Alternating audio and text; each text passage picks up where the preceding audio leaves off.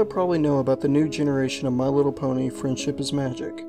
It has, for one reason or another, become an overnight sensation. Whether or not you like the show yourself, you have to admit that its success is impressive. However, it raises a question. Lauren Faust has worked on other popular shows and has been working on her own line of toys, the Galaxy Girls. How did she wind up creating the remake of some 80s toy commercial instead of working on her own show ideas? It could be that she is just nostalgic about her childhood MLP toys or something, but even then, what artist wouldn't rather work on her own ideas? I read this news story a few years ago. It was about 6 girls who all went to the same school and died on the same day. January 18, 1989. A friend of mine from North Carolina sent me the article from a small local newspaper. I forgot about it until I was watching a few episodes of My Little Pony and realized that the main characters are surprisingly similar to the girls who died. I decided to look over the article again. The paper had either gotten shut down or I misremembered the name, so I had tried tracking down my old World of Warcraft buddy and asked him for the article. Turned out he happened to have the file saved to his computer, and I was right. There's definitely a connection here. The first girl name was Samantha Gales, was obviously the inspiration for Fluttershy. A shy, introverted girl what her classmates didn't know was that she was constantly abused at home by her mother and stepfather. Her mother conceived her at age 15 and she blamed poor Samantha for ruining her life. This made Samantha self-conscious. When her stepfather moved in, this made her the neglect worse. Her stepfather would never liked having to take care of Samantha when her mother was away, so he would lock her in the basement and leave her, sometimes for a whole day. Her mother tolerated this, and as she grew, she would hit Samantha for talking out of turn. When her half-sister was born, the abuse became considerably worse. She would be starved, forced to sleep outside, and sometimes beaten outright. Because she dressed in shabby clothes and had low self-esteem, she was often picked on by the other kids at school. Her only friends were animals she would rescue, which her family would make her get rid of. She committed suicide by overdosing on Valium. The second, named Janice Walters, was always one of the popular girls. She was rich, smart, beautiful, and seemed to live the charmed life. However, her parents argued constantly and were really only together for appearances. She was held up to a high standard which made her a perfectionist. She wanted to be a designer and live in Paris, but her parents wanted her to remain in Carolina and marry a proper man, one of good breeding and high income. For the most part, her parents ignored her. Her parents' only concern was appearing rich and high social standard, but in reality her mother married her father because of money, and since he had accumulated so much debt, they had been losing money fast. This is what got her interested in fashion initially. Since she started making her own fashionable clothes to maintain the appearance of wealth, she died in a car crash when her mother and father got into another argument over money while he was driving. Her neck was snapped on impact and she died instantly. She was clearly the inspiration for Rarity. Then there was Alexandra Matthews. Alex was a competitive girl. She always sought to be the best at the best, especially at sports, track in particular. Her father always wanted a boy, and since her mother was declared incapable of having another child, he decided to raise her as if she was his son. In the end, though, she loved her mother and father, and was more than happy to play sports with her father. She excelled at them even. This made her popular, and by the time she was in high school was being sought out by athletic scouts from colleges all over the country. This made her try even harder. She had always wanted to compete in the Olympics. However, when she was 15, her mother, who had been told she could never have another child, had a son. After that, her parents didn't pay very much attention to her, which made her more determined to succeed.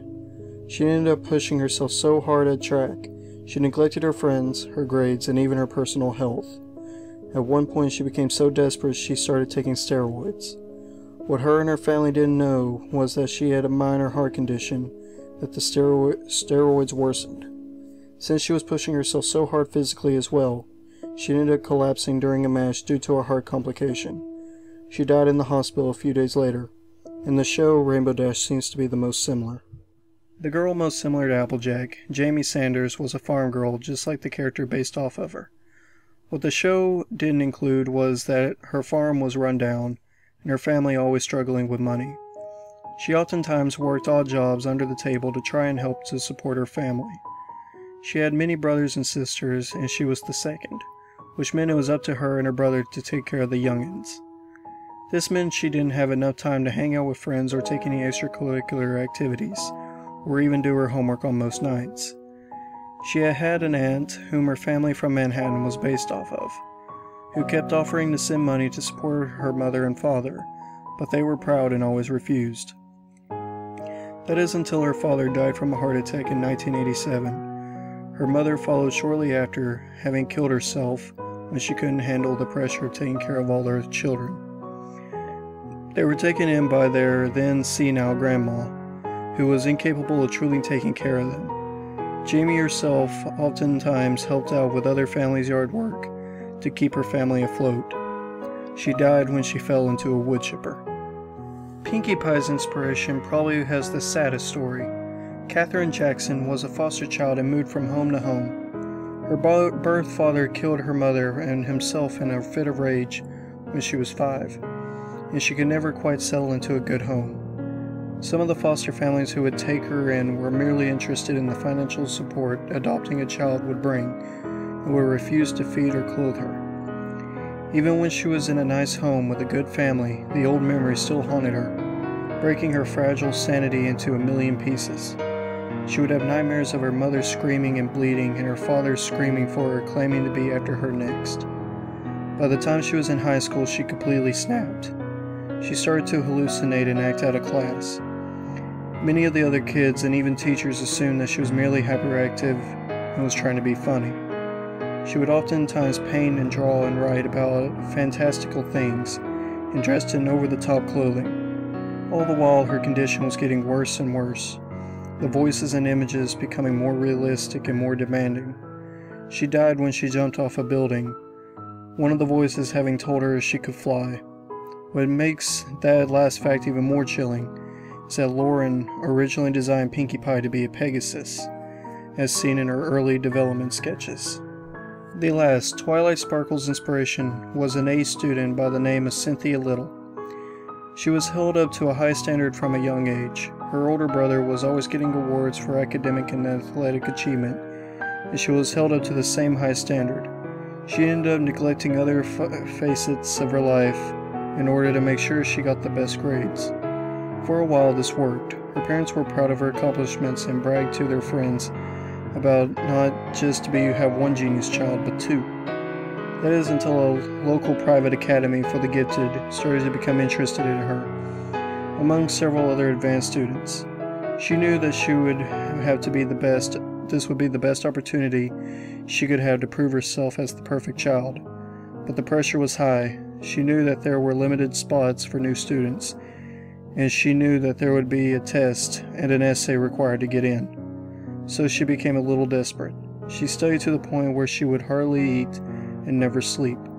As the test closed in, she panicked and she opted to find an essay online to copy, and during the test resorted to cheating.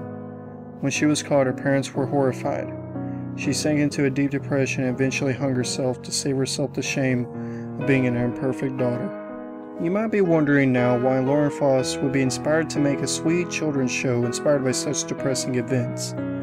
Perhaps she felt some odd need to give the girls closure, or perhaps to tell their stories in a way she could. Think about it. In one episode named The Cutie Mark Chronicles, each pony describes of how they each earned one's cutie marks. Rainbow Dash, who was able to make a sonic rainbow on the same day for all the girls to see and to make them be able to earn their cutie marks, clearly makes you tend to wonder about each girl's death in real life on the same day. And in the show, Fluttershy is able to take care of animals she adores. Rarity is a successful designer with loving parents. Rainbow Dash is in fact a great athlete. Applejack has a successful farm. Pinkie Pie is happy with not a care in the world. And Twilight Sparkle was accepted into an exclusive school. Maybe, just maybe, she wanted to give the spirits of these girls what they always wanted. And I think they're happy.